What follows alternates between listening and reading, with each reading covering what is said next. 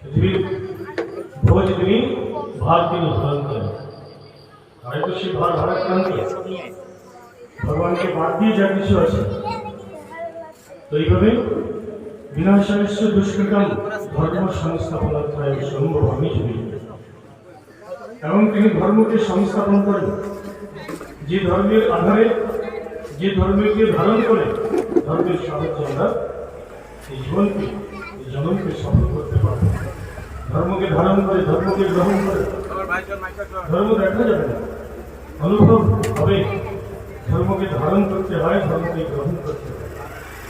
ধর্মের থেকে এবং শাস্ত্রটা বললেন যে ধর্ম কাহাকে বলে? যাকে ধারণ করলে, যাকে ধারণ করলে ঐহিক পারত্রিক পরম আনন্দ প্রেমানন্দ লাভ হয়, তাহাকে ধর্ম বলে।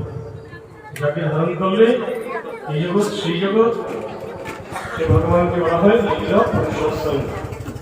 অনন্ত লীলা তিনি করেছেন বৃন্দাবন, মথুরা, দ্বারকায় 125 বৎসর মনুষ্য দেহ ধারণ করে তিনি লীলাবিলাস করেছেন।